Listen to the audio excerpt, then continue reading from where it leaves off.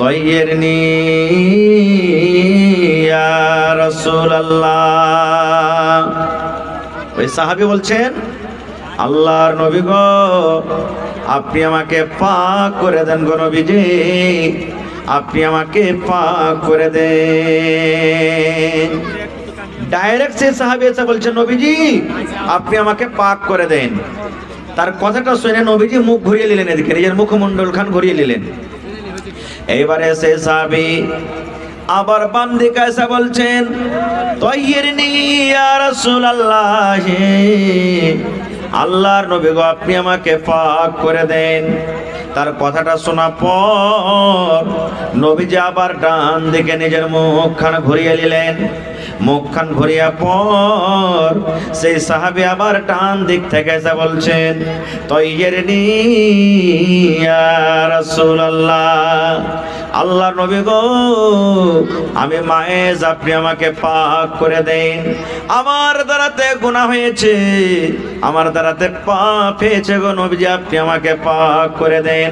আমি ভুল করে দিয়েছি, আমার দ্বারাতে গুনাহ হয়েছে গো নবীজি, আপনি আমাকে পাক করে দেন।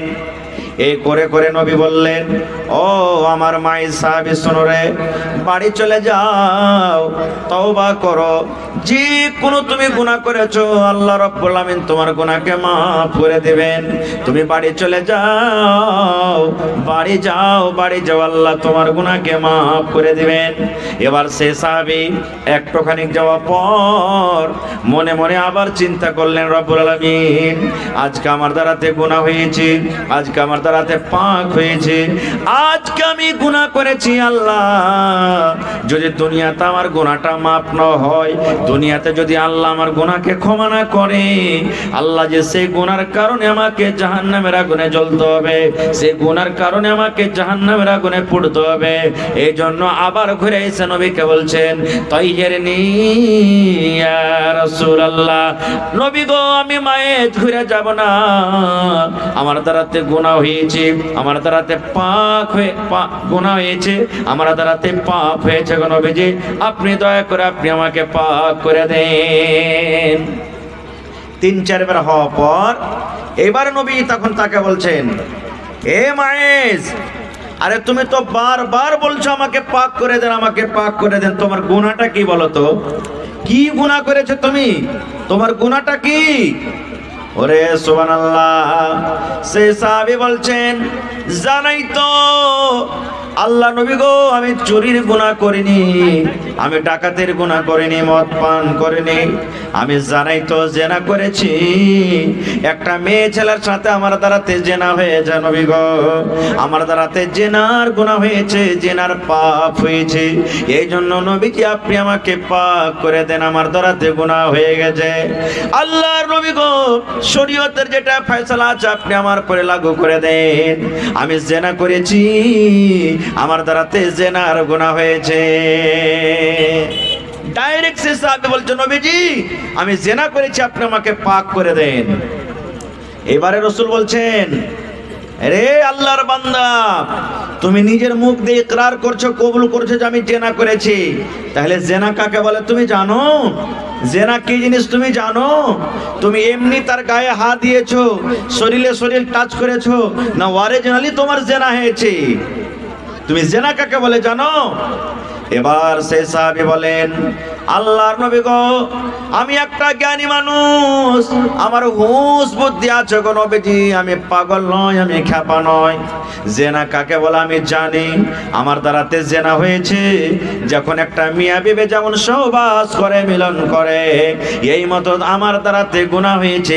আল্লাহ রাসূল গো, আমি জেনা করেছি, দয়া করে আপনি আমাকে পাক করে দেন। তা হাকিক দেখেন কি জিনিস। এবার নবীজি সাহাবীরাকে বলছেন, হাজি এর মুখখানটা সিংহে দেখো তো, এই মদটা পান করে এসে তো আসেনি, এই মদ তো পান করেনি, শরাব তো পান করেনি, যে একা নাশা লেগেছে, নাশার কারণেই বলছে, একটু মুখখানটা সিংহে দেখো তো। একজন সাহাবী মুখখানটা সিংহে দিয়ে বলছেন, নবীজি ই কিন্তু মদ পান করে নাই, শরাব পান করে নাই, ভালো লোকই, এর হুঁশ বুদ্ধি সবই আছে। ওরে সুবহানাল্লাহ। এবারে নবী বললেন, ও আমার সাহাবী মাই, তুমি কেমন কথা বলছো বাবারে, তুমি জানো কি তুমি কেমন কথা বলছো? তুমি একটা বিবাহিত লোক, তোমার স্ত্রী বাড়িতে আছে, আর তুমি জেনার ইকরার করছো। যদি তুমি সত্য জেনা করে থাকো, শরীয়ত তোমার উপরে কায়েম হয়ে যাবে, শরীয়তের শাস্তি তোমার উপরে লাগু হয়ে যাবে। তোমাকে পাথর দিয়ে, ঢাল দিয়ে, ইট দিয়ে মেরে মেরে মেরে তোমাকে রজম করে দেওয়া হবে। এবার সে সাহাবী বললেন, আল্লাহর নবী গো, আমি জানি গো নবীজি আমার দ্বারাতে জেনা হয়েছে, আর শরীয়তের সাজাও আমি জানি যে আমি যদি ইকরার করে নি আপনার দরবারে, আমাকে পাথর দিয়ে মেরে মেরে মেরে শেষ করে দেওয়া হবে। নবী গো, আমার দুনিয়ার শাস্তি কম, দুনিয়ার শাস্তি আমাকে অল্প মনে হয়, কিন্তু আমি জাহান্নামের শাস্তি সহ্য করতে পারবো না, আমি আখিরাতের শাস্তি সহ্য করতে পারবো না। এই জন্য নবী গো, আপনি আমাকে রজম করে দেন। এবারে আল্লাহ রাসূল সাহাবায়ে কেরামকে বললেন, ও আমার সাহাবার দলেরা, যাও ময়দানে নিয়ে চলে যাও, ওই ফাঁকে নিয়ে চলে যাও, আর এই মাইজকে পাথর দিয়ে মেরে মেরে মেরে তোমরা তার জীবনটাকে শেষ করে দাও, পাথর দিয়ে মেরে মেরে মেরে তাকে তোমরা রজম করে দাও। এবার পাথর মারতে আছেন, ওরে সুবহানাল্লাহ। খালিদ রাদিয়াল্লাহু তাআলা আনহু একজন সাহাবী, তার সামনে একটা উটের জবড়া পড়েছিল, ওই উটের জবড়াটা নিয়ে এমন জোর করে মায়েজের মাথাতে মারা হলো, ওরে সুবহানাল্লাহ। যেমনই মাথাতে লাগা, মাথা ফুটে এমন জোর করে রক্ত বইতে লাগলো, রক্ত বের হইতে শুরু হয়ে গেল। এবার ওই সাহাবের শরীরে একটুখানি কিন্তু রক্ত পড়ে গেল, একটুখানি তার শরীরে খুন লেগে গেল। এবার তখন সেই সাহাবী বলছেন, আল্লাহ আমি কি করলাম, আমার শরীরে নাপাক রক্ত লেগে গেল, ওই নাপাক রক্ত আমার শরীরে টাচ করলো, ওই পাপের রক্ত আমার শরীরে লেগে গেল। যেমন কথাটা শোনা, আল্লাহ রাসূল সেই সাহাবীকে বলছেন, ওরে আল্লাহর বান্দা, খবরদার খবরদার তোমরা মায়েতকে গালি দিও না, খবরদার মায়েতকে গালি দিও না।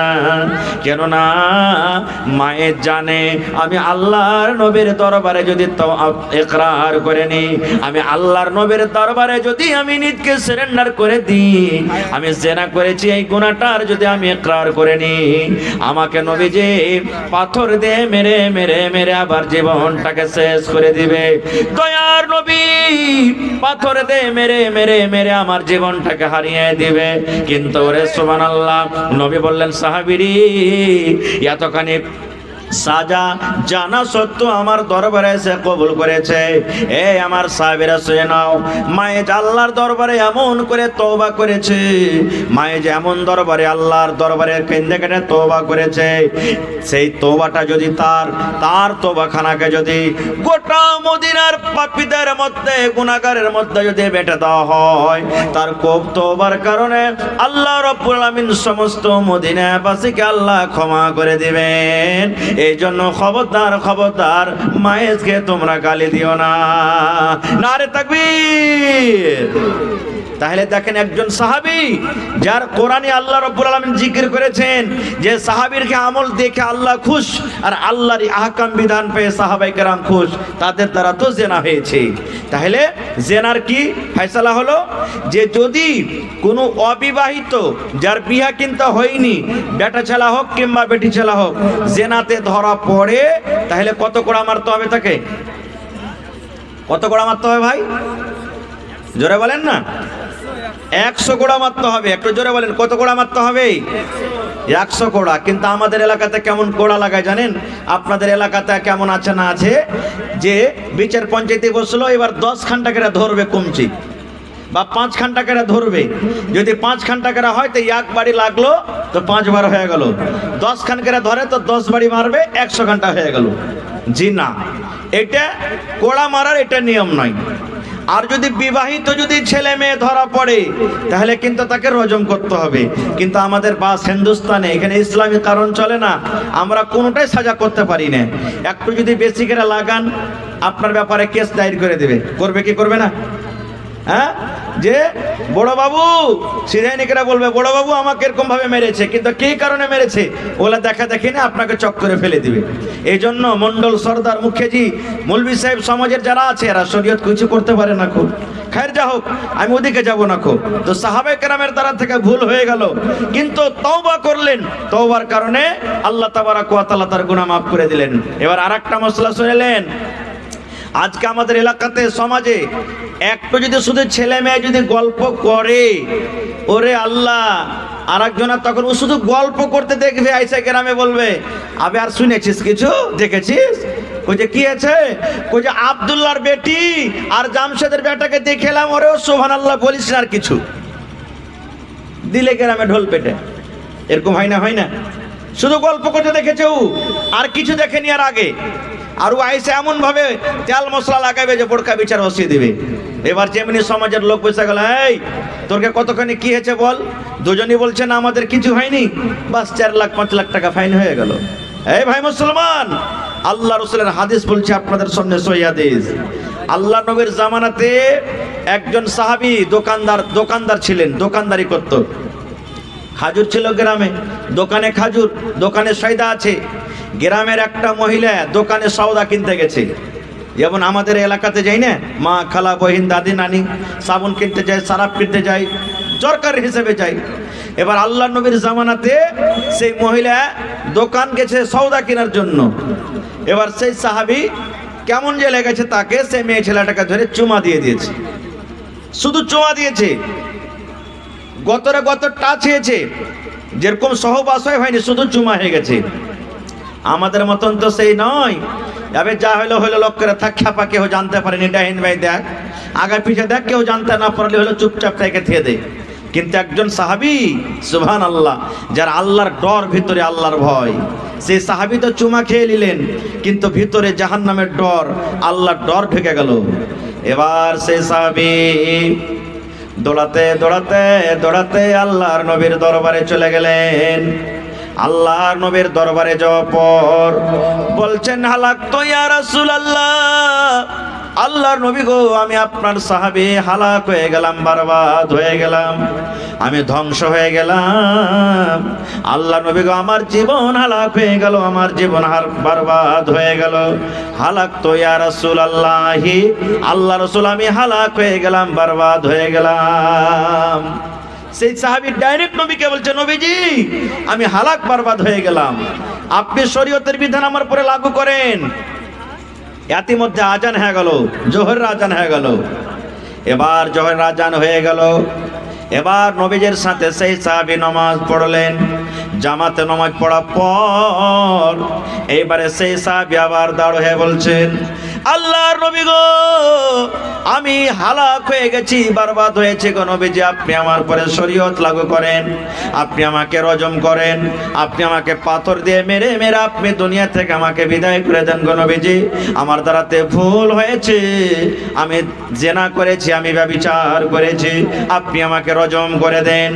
যখন এই কথাটা পর আল্লাহ রাব্বুল আলামিন জিবরাইল ফেরেশতাকে ডাক দিয়ে বললেন, ও আমার ফেরেশতা জিবরাইল, শোনো রে, আমার নবীকে তার একজন সাহাবী ভুলের কারণে প্রশ্ন করেছে, আমার নবীর কাছে কোনো উত্তর নাই। যাও রে জিবরিল, যাও তাড়াতাড়ি করে কোরআন মাজিদের অমুক আয়াত নিয়ে আমার নবীর কাছে তুমি চলে যাও। এবার সঙ্গে সঙ্গে জিবরিল আমিন নবীর কানে কানে ওহী করে দিলেন। যখন কানে কানে ওহী করে দেওয়া হলো, এবারে নবী বলছেন, আইনা সাইল, ও সাইল, তুমি কোথায় আছো গো? যে বলেছো আপনি আমাকে পাক করে দেন, আমি হালাক হয়েছি, বরবাদ হয়েছি। ও বাবা সাইল, বলো তো তোমার দ্বারাতে কি গুনাহ হয়েছে, তুমি কোন ভুল করেছো, তোমার দ্বারাতে গুনাহ কি হয়েছে, তুমি দয়া করে বলে দাও।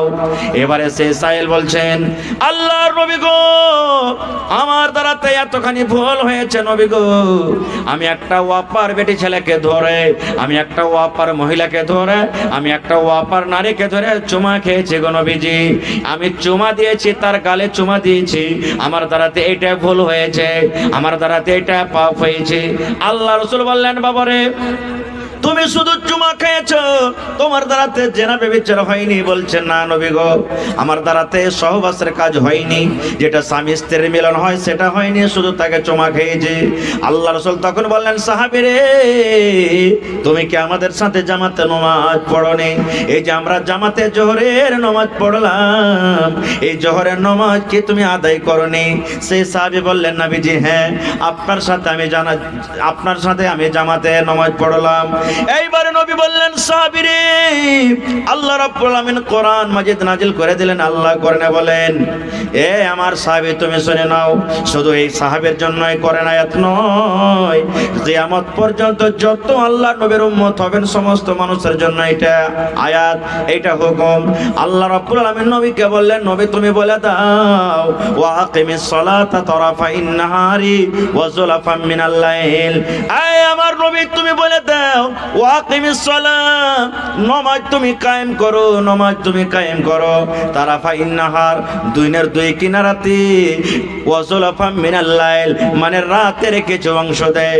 5 ওয়াক্তের তুমি সোজা কথা নামাজ আদায় করো, কেননা 5 ওয়াক্ত তুমি যদি নামাজ আদায় করো, ইন্নাল হাসানাত, নিশ্চয় নেকি যুহিবিনা সাইয়াত, নেকি করতে গেলে তোমার আপনি আপ তোমার গুনাহ শেষ হয়ে যাবে, নেকি করতে গেলে তোমার পাপ দূরে হয়ে যাবে, নেকি করতে গেলে তোমার গুনাহ মুছে যাবে। এজন্য সাহাবীরে, যাও যাও যাও, তুমি নেকি করো, নামাজ পড়ো। এই নামাজ তুমি বাদ দিও না। নামাজ পড়ার কারণে একটা মেয়ে ছেলেকে ধরে তুমি চুমা দিয়েছো, আল্লাহ রাব্বুল আলামিন নামাজের কারণে তোমার গুনাহকে আল্লাহ মাফ করে দিবেন। নারে তাকবীর। কিন্তু সুবহানাল্লাহ, এটা মনে করিয়েন না যারে হোসেন মাওলানা আওয়াজ করে গেছে যে বেটি ছেলেকে যদি ধরে চুমা দিয়ে দিই আর নামাজ পড়ি তো মাফ হয়ে যাবে। মুনসাহের একবারে রাস্তাতে দাঁড় হয়ে যাবে আর বেটি ছেলেকে ধরে ধরে চুমা চাটি করবো, পাপ হয়ে যাবে। জেনে শুনে যদি এরকম হয়ে গেল গুনাহ মানুষের দ্বারাতে, তাহলে এই সমস্ত আমলে আল্লাহ মাফ করবেন। আর বারবার যদি গুনাহ করতে থাকেন, তাহলে আরো একটা হাদিস শুনেন। আল্লাহ রাসূল একদিন সাহাবায়ে কেরামকে নিয়ে হাঁটছেন, রাস্তা দিয়ে হাঁটতে আছেন, একটা বড় ময়দানে নবীজি পৌঁছে গেলেন। এবার সাহাবা কেরামের দল আছে। আল্লাহ রাসূল বললেন, সাহাবীরে তোমরা এখানে দাঁড়াও, ও আমার সাহাবীর দল তোমরা দাঁড়াও। এবার সাহাবে কেরাম দাঁড়িয়ে গেলেন। নবীজি আদেশ করে দিলেন, যাও, কেউ ডান দিকে চলে যাও, কেউ দক্ষিণ দিকে চলে যাও, কেউ পশ্চিম দিকে চলে যাও, কেউ পূর্ব দিকে তোমরা চলে যাও। আর যাওয়ার পর যা তোমরা কিছু পাবে তোমরা এক জায়গাতে জড়ো করে দাও। যে পাটখড়ি পাবে পাটখড়ি জমা করে দাও, যে পাথর পাবে পাথর জমা করে দাও, যে কয়লা পাবে কয়লা জমা করে দাও, যে লকড়ি পাবে লকড়ি জমা করে দাও। যার সামনে যেটা আসবে রে সাহাবী তোমরা চলে যাও, আর যাওয়ার পর যা কিছু পাবে তোমরা এক জায়গাতে তোমরা নিয়ে এসে জড়ো করে দাও। এবার সাহাবে কেরাম চলে গেলেন ময়দানে মাঠে। কেউ পাথর লেসে জমা করে দিলেন, কেউ কয়লা লেসে জমা করে দিলেন, কেউ পাটখড়ি লেসে জমা করে দিলেন, কেউ ইট লেসে জমা করে দিলেন। জমা করতে করতে করতে করতে সুবহানাল্লাহ, যেমন এই দেখবেন মাকড় ঢের হয়, ধানের ঢেরি হয়, এই মতো একটা খুব বড় ধরনের ঢেরি হয়ে গেল। এবার সাহাবায়ে কেরাম বলছেন, ইয়া রাসূলুল্লাহ, আল্লাহ নবী গো, কেন আপনি এগুলো আমাদেরকে জমা করার আদেশ করলেন? আল্লাহ রাসূল বললেন, সাহাবীরে, একটা একটা একটা একটা করে যেখানে সেখানে সামানগুলা পড়েছিল তোমরা দেখতে পাওনি, যার কোনো দাম ছিল না, যার কোনো মূল্য ছিল না, তোমাদের চোখে আসছিল না। কিন্তু সাহাবীরা শোনো, সমস্ত জিনিসকে তোমরা একটা একটা করে জোগাড় করে এক জায়গাতে যখন তোমরা জমা করে দিয়েছো, এবার বলো একটা ঢেরি লাগে কি লাগে না? একটা বড় ধরনের ঢেরি হয় কি হয় না? সাহাবীরা বললেন, জি আল্লাহ রাসূল, এখন ঢেরি দেখতে পাই। আল্লাহ রাসূল বললেন, সাহাবীরে, এই মতো মানুষের জীবনের ছোট ছোট পাপ, ছোট ছোট গুনাহ রে সাহাবী, তুমি একটা আজকে ছোট গুনাহ করেছো, ছোট পাপ করেছো, তোমার নজরে আসে না। আর একদিন তুমি একটা গুনাহ করেছো, তোমার নজরে আসে না। আর একদিন একটা গুনাহ করেছো, নজরে আসে না। আর একদিন একটা পাপ করেছো, নজরে আসে না। ওরে আমার সাহাবী শুনে নাও, তুমি সাগিরা গুনাহ করতে আছো। এবার তোমার রেজিস্টারে, গুনার রেজিস্টারে এবার ওই নোট হইতে আছে, লিখতে আছেন। এই করে করতে করতে করতে তওবা যদি না করো, তুমি বিনা তওবাতে মরে যাও, এই সমস্ত সাগিরা গুনাহগুলো একদিন তোমার গুনার ঢেরে হয়ে যাবে। আর তওবা যদি না করো, এই গুনার কারণে রব্বুল আলামিন তোমাকে জাহান্নামের আগুনে ফেলে দিবেন। এই জন্য ছোট গুনাহকেও গুনাহ মনে করতে হবে না কো। হায় রে আফসোস, আজকে আমরা গুনার পর গুনাহ করে যাই, কিন্তু আজকে আমরা তওবা করব কিভাবে আমরা মুসলমান জানি না, বা তওবা আমরা করার ইচ্ছা হয় না। আপনারা বলবেন হাজী মাওলানা ঠিক আছে গুনাহ করলাম, এবার গুনাহ করার পর আল্লাহ তাবারক ওয়া তাআলার দরবারে যদি আমরা তওবা করি তা আল্লাহ কি আমাদের গুনাহ মাফ করবেন? করবেন। বাড়িতে মা বাপ আছে না নেই? আমাদের আছে না নেই? আল্লাহ তাবারক ওয়া তাআলার কাছে 100টা রহমত আছে। কত রহমত? জোরে বলেন। আল্লাহর কাছে কত রহমত আছে ভাই? একটু মুখ খোলেন, কত রহমত আছে? 100 রহমত। 100টা রহমতের মধ্যে আল্লাহ 99টা রহমত নিজের কাছে রেখেছেন, আর একটা রহমত আল্লাহ দুনিয়াতে দিয়েছেন। কাকে দিয়েছেন? আল্লাহ একটা রহমত আমাকে দিয়েছেন, আমার স্ত্রীকে দিয়েছেন, আমার ছেলে মেয়েকে দিয়েছেন, আমার মা বাপকে দিয়েছেন।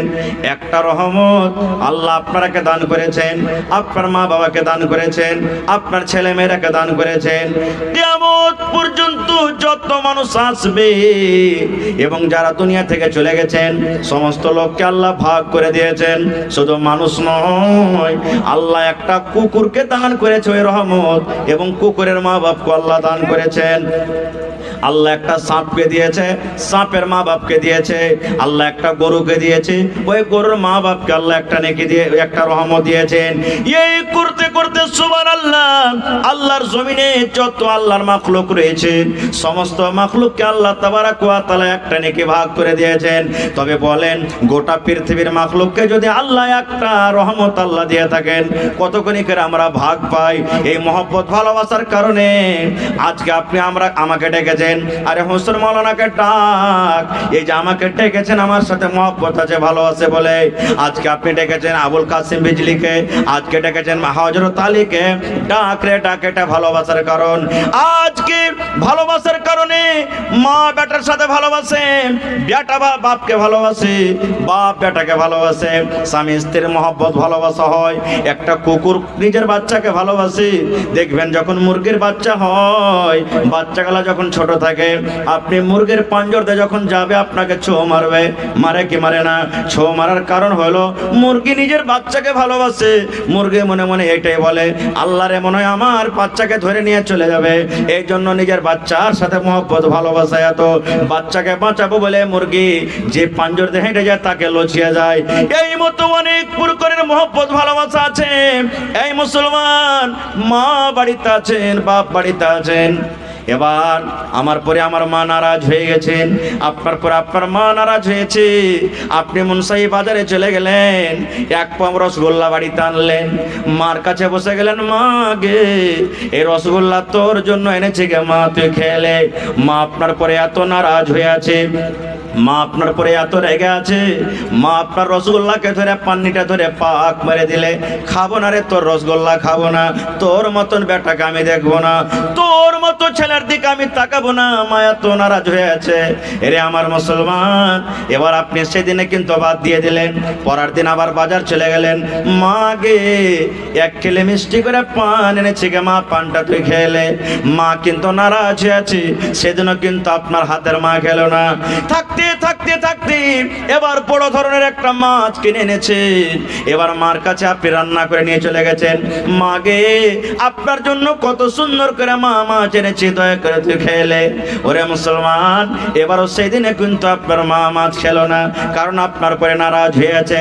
1 দিন গেল, 2 দিন গেল, 3 দিন গেল, 4 দিন গেল, এই করতে করতে হঠাৎ করে চোখ দিয়ে আপনার ঝরঝর করে পানি ঝরছে। সুবহানাল্লাহ, মার যদি 2 ঘন্টা পা ধরে আপনি পড়ে যান, মা গে আমি জীবনে কত গুনাহ করেছি গে মা, জীবনে কত ভুল করেছি, আমার পরে তুই কতখানি রাগা আছিস গে মা, আমি তোর পা ধরে আছি গে মা। মা গে আমার জন্য তুই কত কষ্ট করেছিলি গে মা, আমার জন্য কত কষ্ট হয়েছিল মা, আমি তোর হতভাগা সন্তান, যতক্ষণ পর্যন্ত তুই আমাকে মাফ না করবি, তোর রাগ মাটি না হবে গে মা, অতক্ষণ পর্যন্ত আমি তোর পা ধরে থাকবো, অতক্ষণ পর্যন্ত তোর পা আমি ছাড়বো না। এরে মুসলমান, যদি এরকম করে মায়ের পা ধরে আপনি মাপ চায়েন, আমার মনে হয় দুনিয়াতে কোনো এমন মা নাই কি পা ধরার পর নিজের ছেলেকে ক্ষমা করবে না। হবে? মাফ করবে না করবে না? হানা বলেন, করবে কি করবে না? মা করবে। মা আপনাকে জড়িয়ে ধরবে, মা নিজে কানতে লাগবে, আহারে ছাড় বেটা ছাড়, আর ভুল করে তোর ছেড়ে দে বেটা, যা করেছিস আমি তোকে অন্তর থেকে দিল থেকে মাফ করবো বেটা, তুই ছেড়ে দে। এবার মা মাফ করে দিবে আপনাকে। এবার আপনাকে বলি, মা কতটুকু রহমত পেয়েছে? একটা রহমত কি গোটাই পেয়েছে মা?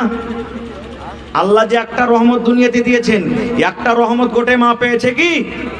পাইনি। একটা রহমতের একটুখানি পেয়েছে, সরিষার দানার থেকে কম। মানে একটা রহমত যত মানুষ যত জীবজন্তু সবাইকে আল্লাহ একটু একটু করে দিয়েছে, ভাগ করে। এবার বলেন, একটুখানি রহমত পেয়ে মা যদি আমাকে আপনাকে যদি মাফ করতে পারেন, গুনহার বোঝা নিয়ে মসজিদে গিয়ে যদি 2 রাকাত নামাজ পড়ে আল্লাহর দরবারে যদি কাইন্দে কাটে দোয়া করে, আল্লাহ মাফ করবে না করবে না? জোরে বলেন, আল্লাহ করবেন না করবেন না? রে মুসলমান, জীবনে জেনা হয়েছে, জীবনে মদ পান করেছেন, আল্লাহর দরবারে রাত 12-1টাতে চলে যান, 2টা রাতের সময়তে চলে যান, ওযু করলেন, ওযু করার পর 2 রাকাত নামাজ পড়লেন, 2 রাকাত নামাজ পড়ার পর আল্লাহর দরবারে 2 হাত তুলে দেন, অন্তর থেকে যদি আল্লাহকে বলেন, রব্বুল আলামিন, জীবনে কত মদ পান করেছি, জীবনে কত জেনা করেছি, আল্লাহ তোমার দরবারে তওবা করছি মাবুদ, জীবনে আমি জেনে শুনে আর কোনোদিন গুনার কাজ করব না, আল্লাহ তুমি আমাকে মাফ করে দাও। আল্লাহ তোমার নাম গফফার, গফফার মানে বেশি বেশি করে মাফ করনে ওয়ালা। আমি পাপী গুনাহগার, আল্লাহ তুমি আমার মতো পাপী গুনাহগারকে আল্লাহ তুমি মাফ করে দাও। ওরে সুবহানাল্লাহ। আল্লাহ রাসূল বলেছেন, উম্মত রে, এই তুমি দোয়া করো আর তোমার চোখ দিয়ে যদি 1 ফোঁটা আল্লাহর ডরে, জাহান্নামের ডরে যদি পানি বের হয়ে যায়, তোমার এই চোখ দিয়ে পানি বের হওয়ার সাথে সাথে আল্লাহ রাব্বুল আমিন তোমার জীবনের গুনাহকে আল্লাহ মাফ করে দিবেন। সুবহানাল্লাহ। একটা হাদিস, বুখারী শরীফের হাদিস, আল্লাহর নবী বলেছেন, এক জামানাতে একটা লোক 99টা মানুষকে কেটেছিল। কত মানুষ? 99টা মানুষকে জবাই করেছিল, 99টা মানুষকে মার্ডার করেছে। বুখারী শরীফের হাদিস, 99টা মানুষকে। এবার কি যে ওর মনে হইল, আল্লাহ রাব্বুল আলামিন তাকে হেদায়েত দান করবেন। দেখেন, একদিন তখন বলছেন রাইতে শুতে শুতে, আল্লাহ আমি 99টা মানুষকে কেটে ফেলেছি, আল্লাহ ওর মধ্যে কত নমাজি আছে, কত বেনমাজি আছে, কত ভালো লোক আছে, কত রকম লোক আছে, আল্লাহ আমি তো খুব বড় পাপ করেছি, গুনাহ করেছি, আল্লাহ জি আমি তওবা করব তোমার কাছে। কার কাছে যাব, কার কাছে যাব, কার কাছে যাব? এবার চলে গেলেন একটা মৌলভী সাহেবের কাছে। মৌলভী সাহেবের কাছে যা বলছেন যে, হাজি ভাই, আমি 99টা লোককে কেটেছি, আল্লাহর কাছে যদি আমি তওবা করি তা আল্লাহ আমার গুনাহকে মাফ করবে না? লোকটার কতখানি জানা ছিল না ছিল বলছেন না, এতটি লোককে তুমি মার্ডার করেছো, তোমার মতন মার্ডারকারী লোককে আল্লাহ মাফ করবে না, এত পাপ করেছো আল্লাহ তোমাকে মাফ করবে না।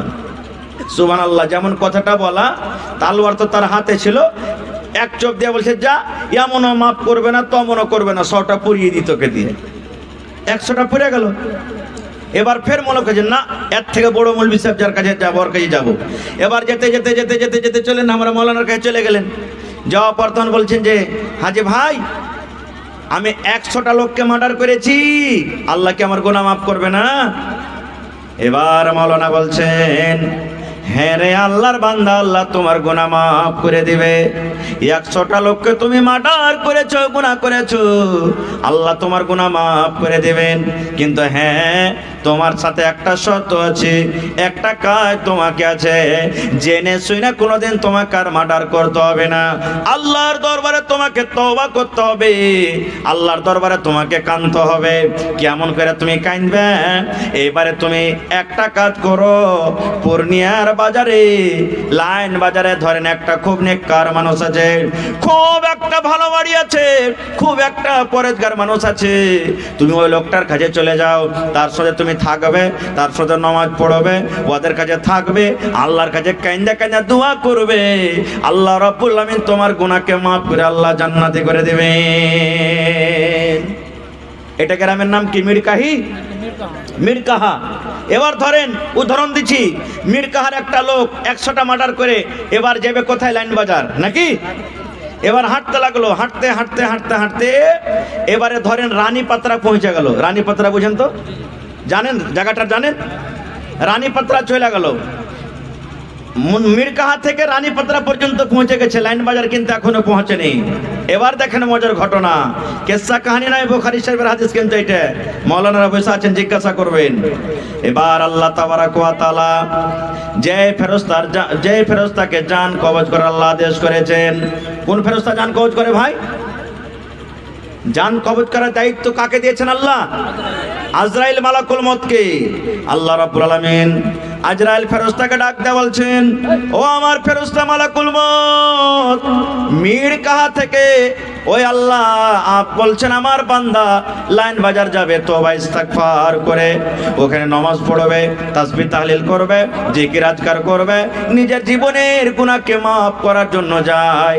এরে মালাকুল মউত, আমি আল্লাহ রাব্বুল আলামিন আদেশ করি, যাও যাও যাও, এই লোকটা রানীপাত্রা বাজারে ঢুকে আছে, রানীপাত্রা বাজার চকে পৌঁছে গেছে, এই লোকটার তুমি জান কবজ করে নাও, এই লোকটা যেন লাইন বাজার পৌঁছতে না পারে, এই লোকটার রূহ তুমি কবজ করে নাও, ওই লোকটা যেন লাইন বাজার পৌঁছতে না পারে, পূর্ণিয়ার বাজার ঢুকতে না পারে, তাড়াতাড়ি করে যাও যাও যাও, ওই লোকটার তুমি জান কবজ করে নাও, রূহকে কবজ করে নাও। এবার মালাকুল মউত এলেন আল্লাহ রাব্বুল আলামিনের আদেশে। এবার রাস্তাতে কিন্তু ওই লোকটার মরণ হয়ে গেল, রাস্তাতে লোকটার জান কবজ হয়ে গেল, ওই লোকটা পূর্ণিয়ার মার্কেট, পূর্ণিয়ার বাজার কিন্তু পৌঁছতে পারলো না, রাস্তাতে মত। এবার দুই রকম ফেরেশতা হাজির, জান্নাতের ফেরেশতা হাজির হয়ে গেলেন, জাহান্নামের ফেরেশতা হাজির হয়ে গেলেন। জাহান্নামের ফেরেশতা টানছে, এই লোকটাকে জাহান্নামের ভিতরে নিয়ে যাব, জাহান্নামের আগুনে নিয়ে যাব, লোকটাকে শাস্তি দেব। এবার জান্নাতের ফেরেশতা এসে বলছেন, না, একে জাহান্নামের ভিতরে যেতে দেব না, এই লোকটাকে জাহান্নামের আগুন আমি পড়তে দেব না, আমি এই লোকটাকে জান্নাতের ভিতরে নিয়ে যাব। ওরে সুবহানাল্লাহ, জান্নাত ফেরেশতা জাহান্নামের ফেরেশতা ঝগড়া লেগে গেল, দুই রকম ফেরেশতাতে মাতামাতি চালু হয়ে গেল। সুবহানাল্লাহ, আল্লাহ গোল্লা চালু হয়ে গেল। জাহান্নামের ফেরেশতা বলছেন, জান্নাতের ফেরেশতা রে, এই লোকটাকে আমি জান্নাতের ভিতরে যেতে দেব না, এই লোকটাকে জাহান্নামের ভিতরে নিয়ে যাব। জান্নাতের ফেরেশতা বলছেন, না, এই লোকটাকে আমি জান্নাতের ভিতরে নিয়ে যাব, আমি জাহান্নামের ভিতরে যেতে দেব না। এবার তখন জান্নাতের ফেরেশতা বলছেন, ও জাহান্নামের ফেরেশতা, কি কারণে লোকটাকে তুমি জাহান্নামে নিয়ে যাবে? কেন তুমি জান্নাত যেতে তুমি রাস্তা রুখে দাও, কারণটাকে তুমি বলে দাও। জাহান্নামের ফেরেশতা বললেন, এই জান্নাতের ফেরেশতা, তুমি জানো রে, এই লোকটা জীবনে নামাজ কি জিনিস, রোজা কি জিনিস জানে না, জীবনে নেকি কি জিনিস জানে না, তাসবিহ তাহলিল কি জিনিস জানে না। ওপর থেকে লোকটা এক নয়, দুই নয়, তিন নয়, 100টা লোককে লোকটা মার্ডার করেছে, 100টা লোকের কাতিল, 100টা লোককে হত্যা করেছে, এত বড় পাপ করেছে, গুনাহ করেছে, যার কারণে লোকটাকে আমি জাহান্নামের ভিতরে নিয়ে যাব। এবার জান্নাতের ফেরেশতা বলছেন, না, আমি তাও তাকে জাহান্নামে যেতে দেব না। এবার জাহান্নামের ফেরেশতা বলছে, ও জান্নাতের ফেরেশতা, এত বড় পাপ করা সত্ত্বেও তুমি জাহান্নামের ভিতরে যেতে দিবে না, কারণটা কি একটু খুলে বলো তো। এবার জান্নাতের ফেরেশতা বলছেন, জাহান্নামের ফেরেশতা রে, ও জাহান্নামের দারোগা, আমি জানি লোকটা 100টা লোককে মার্ডার করেছে, আমি জানি লোকটার জীবনে কোনো নেকি নাই, লোকটা জীবনে কোনোদিন নেকির কাজ করনি, আমি জানি, কিন্তু জাহান্নামের ফেরেশতা শুনে নাও, মরার আগে, মরার পূর্বে লোকটা এমন করে তওবা করেছে, এমন করে তওবা করেছে, আল্লাহ রাব্বুল আলামিন তার তওবাকে কবুল করে নিয়েছেন।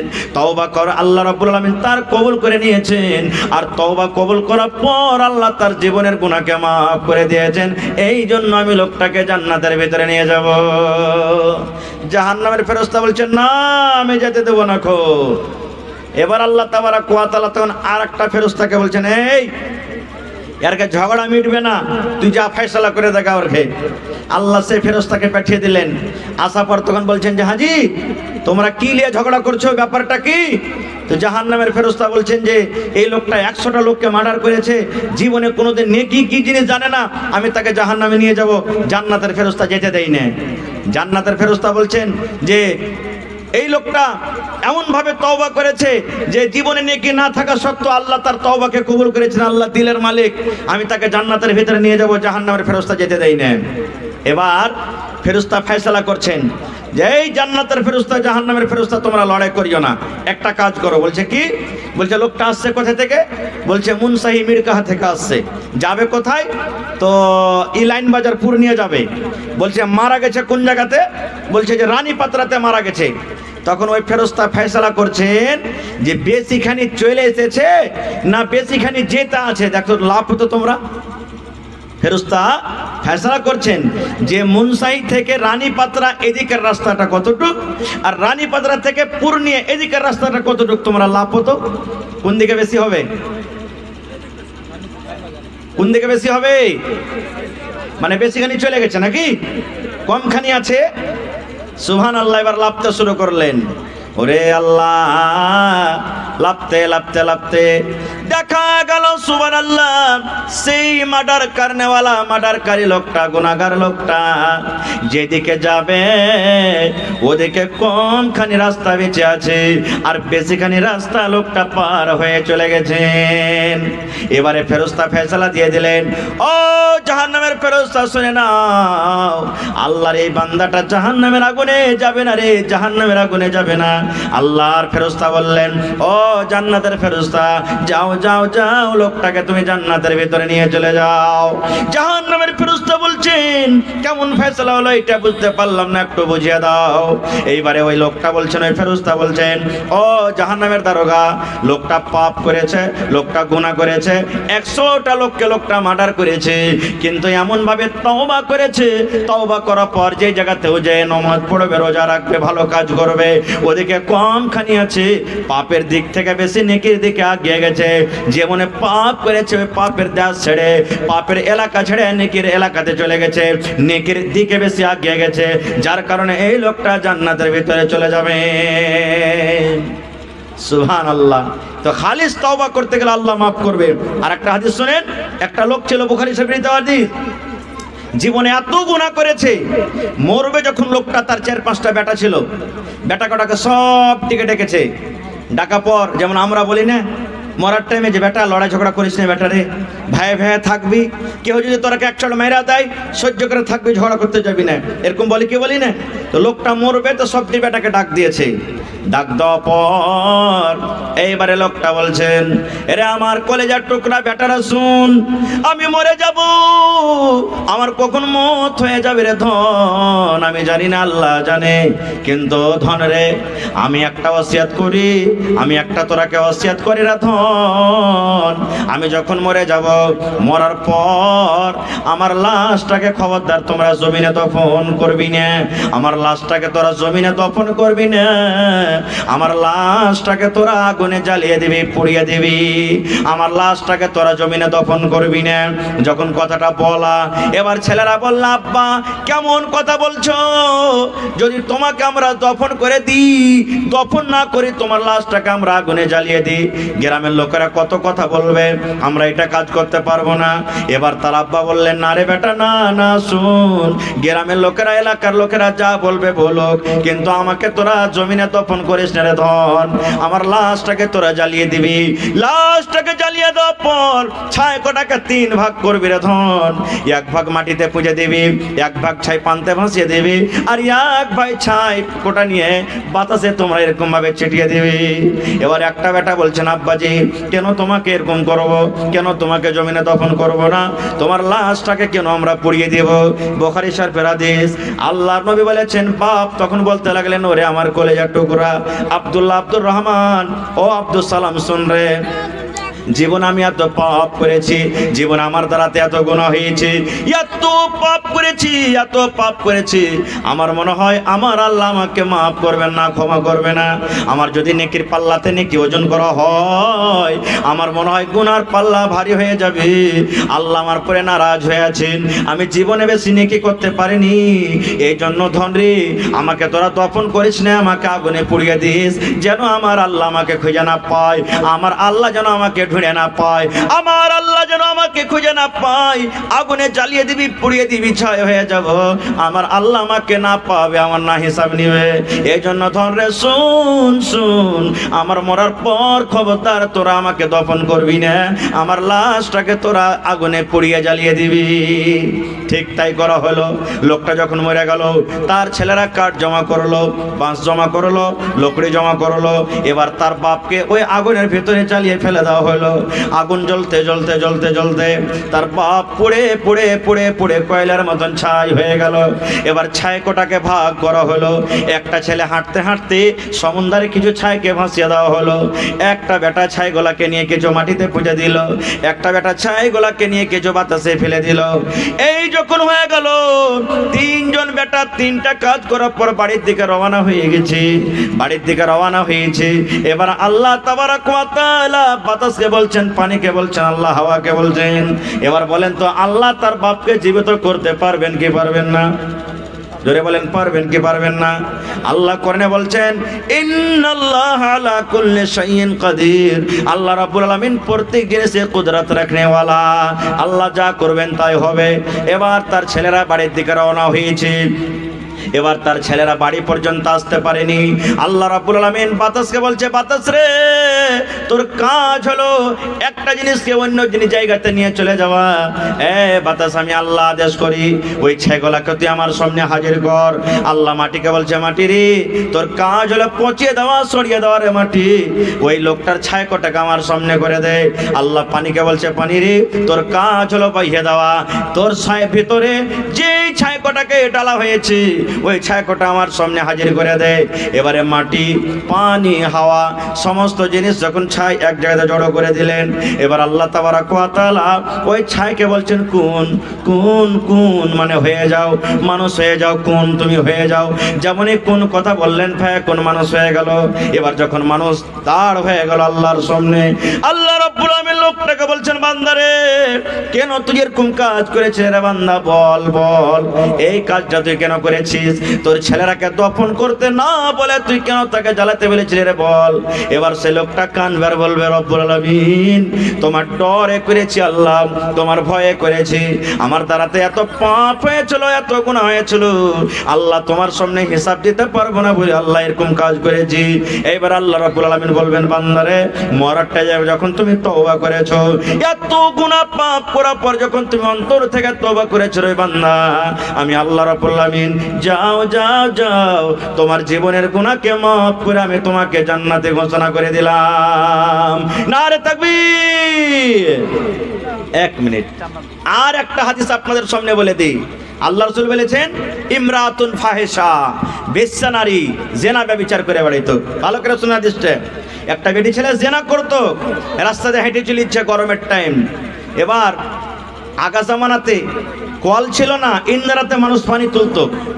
এবার দেখছে মেয়ে ছেলেটা হাঁটছে, রাস্তাতে হাঁটতে হাঁটতে একটা ইন্দারা আছে, ওই ইন্দারার পাঞ্জর একটা কুকুর ঘুরছে, জিভটা বের করে দিয়েছে। কুকুরটা কত যে পিপাসা লেগেছে, একবারে বড় বড় মোটা মোটা শ্বাস ফুলছে, জিভটা বের করে দিয়েছে, একবার কাদা চাটছে, মাটি চাটছে, পানি পান করবো বলে কুকুরটা ছটফট করছে।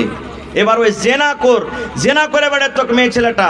এবার বলছে, আল্লাহ, আমাকে যেমন পিপাসা লাগে, মানুষ পানি পান করার জন্য ছটফট করি, একটা কুকুর, একটা জানোয়ার, এখন তো পিপাসা লেগেছি, তো পানি উঠিয়ে খেতে পারবে না। এবার তখন বলছে, কুকুরটাকে পানি পান করাবো, কি দিয়ে দিব? দেখছে তো ডোলও নাই, রশ্মি নাই, বিনা ডোলে রশ্মিতে পানি তোলা হবে ইন্দিরা থেকে? হবে না। এবার কি করতে লাগলো? আল্লাহ রাসূল বলেছেন, ওই মেয়ে ছেলেটা যে জেনা ব্যভিচার করত, এবার ইন্দারাতে নামলো। ইন্দারাতে নামার পর নিজের বড় নিকে চাদরকে, দোপাট্টাকে ডোল করে, রশ্মি করে, কোন রকম কষ্ট করে পানি তুলেছে। আর পানি তোলা পর একটা এরকম ভাবে গোল্লা রেডি দিয়ে দিয়েছে, একটুখানি গর্ত করেছে, আর ওই টোনাতে করে পানি উঠিয়া পর ওই গর্ততে ঢেলে দেওয়া হলো।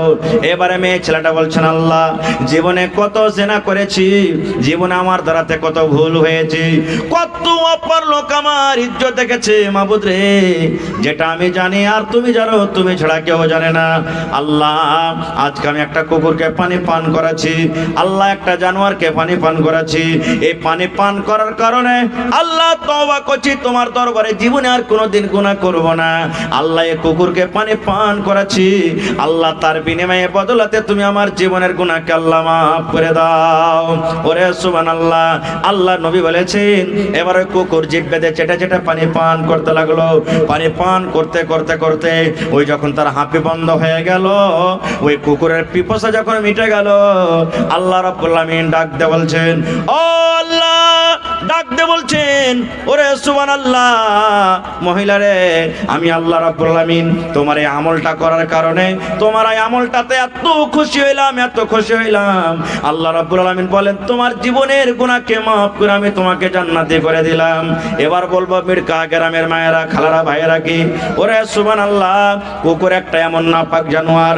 আল্লাহ নবী বলেছেন কুকুর যদি তোমার থালিতে মুখ দিয়ে দেয়, তোমার বর্তনটা নাপাক হয়ে গেল। তোমার তরকারিতে মুখ দিয়ে দেয়, তরকারিতে তুমি ফেলে দাও। রুটিতে কুকুরে মুখ দিয়ে দেয়, রুটি তুমি ফেলে দাও। তোমার ভাতে মুখ দিয়ে দেয়, ভাত তুমি ফেলে দাও। যে গামলাতে, টোলে, লোটাতে, থালিতে কুকুর মুখ দিয়েছে, আল্লাহ রাসূল বলেছেন ওই বারদানটাকে 7 বার করে তোমাকে ধুতে হবে। একবার ছাই দিয়ে মাটি দিয়ে মানতে হবে, আর 6 বার তোমাকে এমনি এমনি ধুতে হবে। ওরে সুবহানাল্লাহ, কুকুর একটা এমন নাপাক জানোয়ার, যদি বর্তনে মুখ দিয়ে দেয়, নবী বলেছেন 7 বার করে ধুবে, তাইলে তোমার বর্তন পাক হবে। এরকম যদি কুকুরকে, এরকম নাপাক জানোয়ারকে পানি পান করে যদি আল্লাহ জীবনের গুনাহ মাফ করতে পারেন রে মুসলমান, তবে আল্লাহর ঘর আজকে নির্মাণ করতে বসেছেন, আল্লাহর ঘর আজকে বানাইতে বসেছেন, আল্লাহর ঘর নির্মাণ করতে বসেছেন। বলেন আল্লাহর ঘর যদি বানান, বলেন আল্লাহ রাব্বুল আলামিন জীবনের গুনাহ মাফ করে আল্লাহ জান্নাতে ঘর বানাবেন কি বানাবেন না? বানাবেন। আল্লাহ পারবেন না? পারবেন না। শুধু তা নয়, আল্লাহ রাসূল এলান করে দিয়েছেন 1400 বছর আগে, ও আমার উম্মতরা তোমরা শুনে নাও, মান বানা লিল্লাহি মসজিদান বানাল্লাহু লাহু বাইতান ফিল জান্নাহ। তুমি যত ভালো ভালো করে বাড়ি বানাও, আল্লাহ বাড়ির কথা বলেনি। যত সুন্দর করে দামি দামি মার্বেল তুমি লাগাও, আল্লাহ বাড়ির কথা বলেনি। কিন্তু আল্লাহ রাসূল মসজিদের কথা বলেছেন। উম্মত রে, তুমি যদি আল্লাহর এখন ঘর বানিয়ে দাও, আল্লাহর যদি মসজিদ বানিয়ে দাও, আল্লাহ রাব্বুল আলামিন তার বিনিময়ে বদলাতে জান্নাতের ভিতরে একখানা ঘর বানিয়ে দেবেন। আল্লাহ রাসূল বলেছেন দুনিয়াতে তুমি মাটির ইট দিয়ে, সিমেন্ট দিয়ে, গিট্টি দিয়ে তুমি মসজিদ তৈরি করবে, আল্লাহ রাব্বুল আলামিন তোমার বদলাতে, এই দুনিয়াতে ঘরের বদলাতে জান্নাতের ভিতরে তোমার জন্য একখান ঘর বানাবেন, যার ইট মাটির হবে না, একটা ইট সোনার হবে, আর একখানটা ইট চাঁদির হবে। চাঁদি এবং সোনার ইটে আল্লাহ রাব্বুল আলামিন তোমার জন্য ঘর বানাবেন। ভাই আমার, তবে আজকে দেখি বেশি আপনাদের কাছে চাহাবো না, মোটামুটি 5 গাড়ি বালু লাগবে, 5 গাড়ি গিট্টি লাগবে মসজিদে ছাদ করতে। মোটামুটি কিছু বেশিও লাগতে পারে, আলাদা কথা। তবে দেখি কোন আল্লাহর বান্দা আছেন আঁকছে 5টা লোক, এটা বলবেন মাওলানা 100 সেফটি বালু আমি দিয়ে দিলাম, 100 সেফটি করে 5টা লোক হয় 5000 টাকার টাকা দেন, আর না তো 1 গাড়ি করে বালু গেছিলেন আপনারা।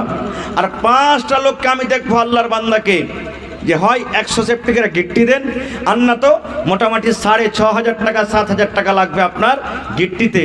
তো 5টা লোক আসেন দেখি আল্লাহর বান্দা, যে মৌলানা আমি 100 সেফটি গিট্টির দাম দিলাম, 5টা লোক 5 গাড়ি বালু কিংবা 5000 টাকার টাকা, আর 5টা লোককে আমি দেখবো 5 গাড়ি গিট্টি কিংবা 7000 টাকা 6500 টাকার টাকা।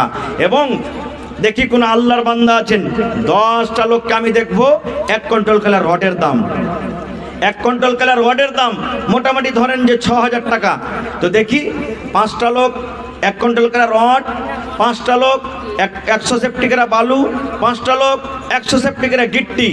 আর বেশি আপনাদের কাছে চাইবো না, মোটামুটি 100টা লোককে আমি দেখবো, মা, খালা, দাদি, নানিকে দেখবো, যে 100টা লোক 1 বোরা, 2 বোরা, 5 বোরা, 10 বোরা করে সিমেন্ট, 100 বোরা সিমেন্ট। তাহলে ইনশাল্লাহ আপনাদের যে আশাতে ভরসাতে জালসা করেছেন, জালসা আপনাদের কামিয়াব হয়ে যাবে।